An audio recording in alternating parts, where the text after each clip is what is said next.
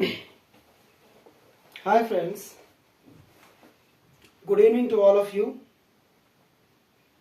Our today's topic is impediments in English speech, or you can say obstructions in English speech when we try to speak English. The simple funda, the simple thing which we are supposed to keep in our mind, that is, always understand that you are a learner. You are learning the things. You are trying to gather the knowledge. You are not there to surpass others. You are not there to subjugate others in speaking English. Then this is not going to happen. This is one thing. So far as simple psychology is concerned, so far as the basic psychology is concerned, it is a sort of, self-developed hysteria in our mind which stops us from speaking English. Because we think that, all the time we think that, oh, the mistakes will happen, And this is the notion which actually, destroys the pattern in mind. When we become hysterical and when we, start multiplying the ambivalent thoughts, the contradictory thoughts, this destroys the balance of mental screen. What is speaking? Speaking is actually how much the clear image is in your mind. Speaking and the image in your mind, this is, related to each other. There is a deep connection between these two things.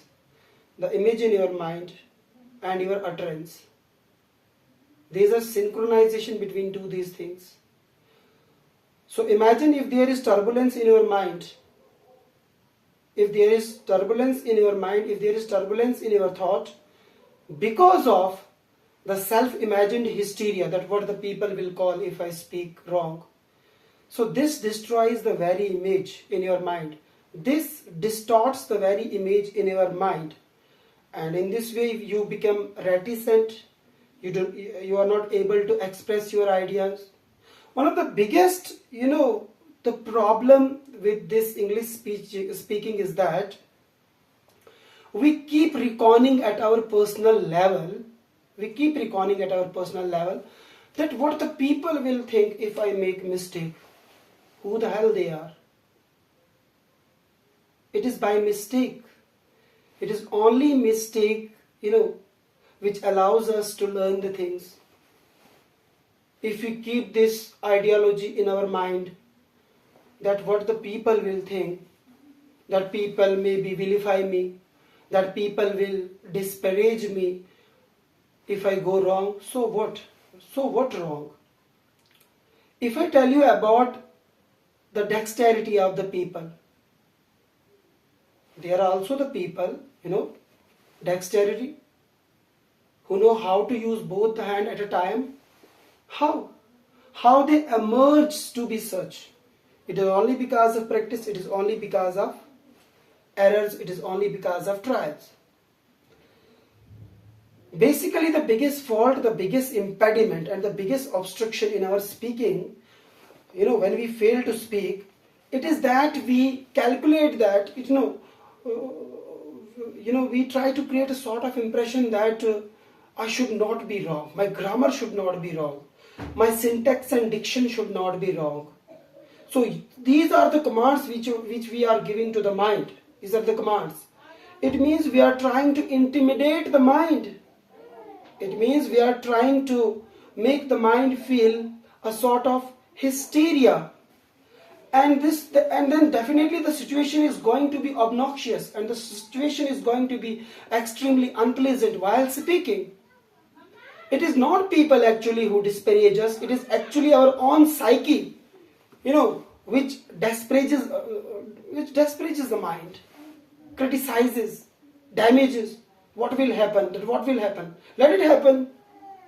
So what? So what? If you do not make mistake, it is not going to be correct.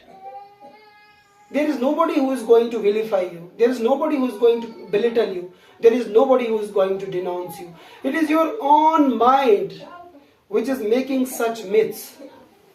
So imagine when there is such a lot of intimidation to mind, how the mind is going to work.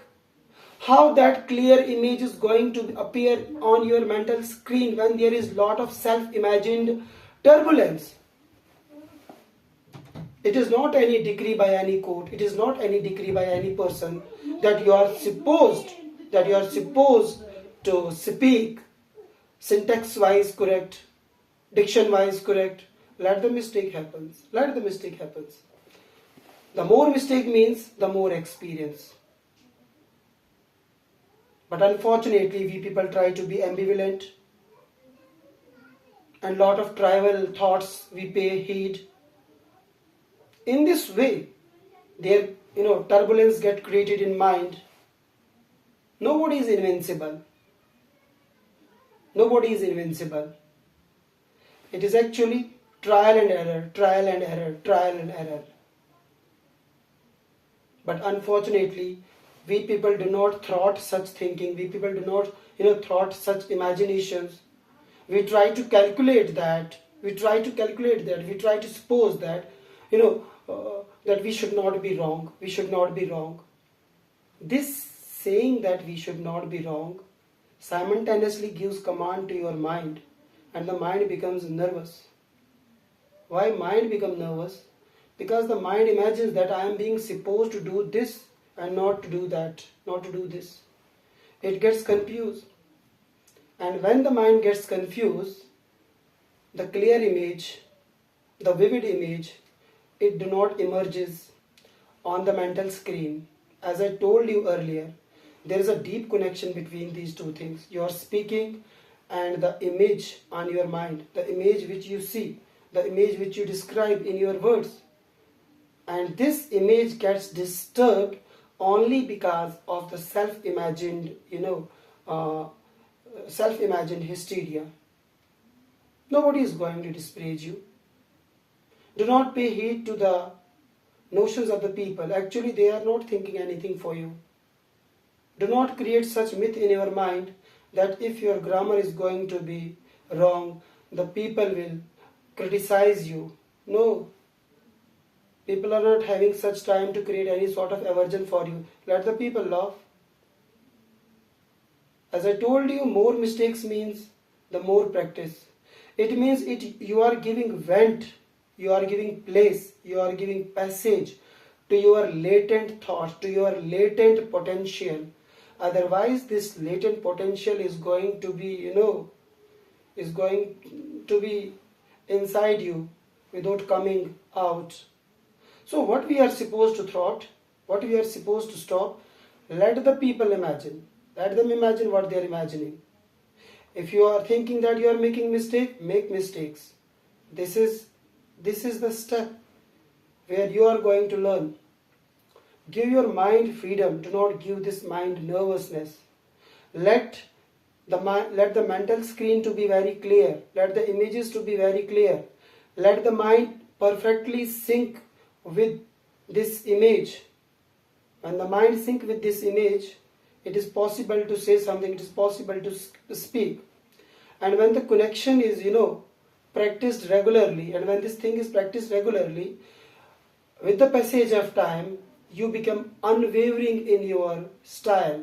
You become unwavering in your style.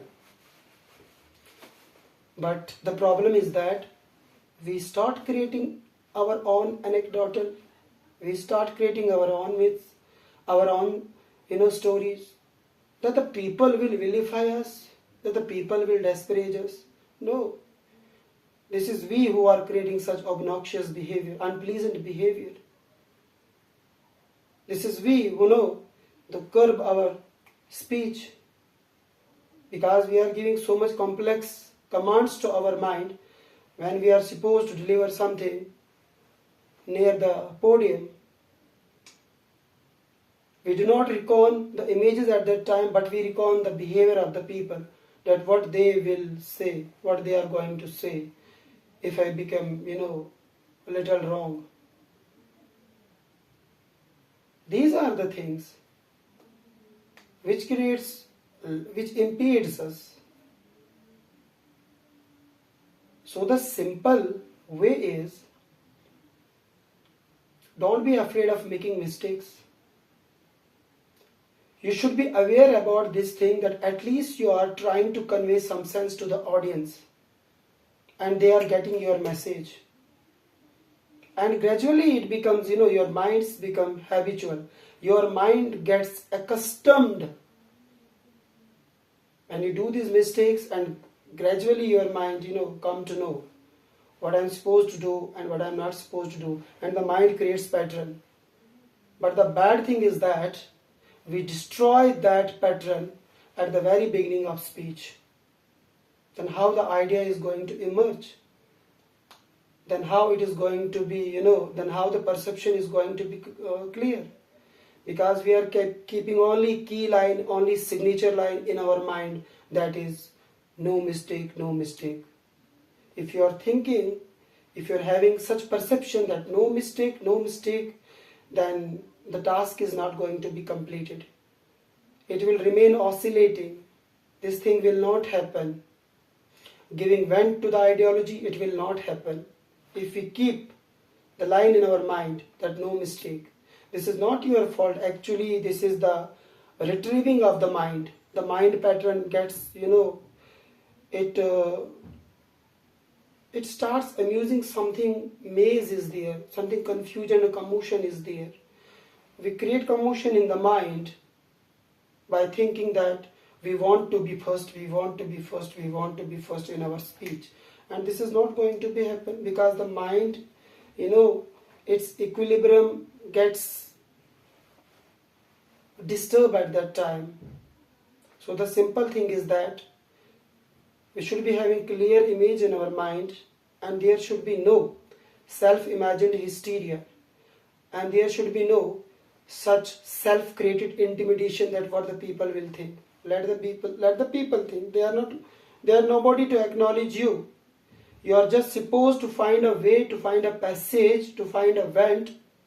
Vent your ideas, vent your thoughts. So what? So what if you are making mistakes? These mistakes are going to be rectified with the passage of time. There will be new people in your life. There will be new settings in your life.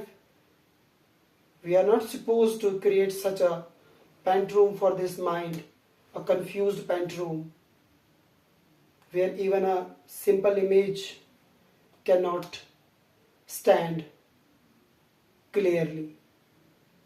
So, if you are creating mistakes, if you are making mistakes, go on making mistakes. So with the passage of time, your syntax and diction, it will be good. Your grammar will be automatically good. You will be able to differentiate, you will be able to understand so many things if you make mistakes. Otherwise, learning is not possible if you think that I want to be something great at first stroke. You are not going to be, because it is just a negative command to the mind. Be free, candid, out of pressure. The pressure should not be there. This pressure creates a sort of intimidation and a sort of hegemony in your mind.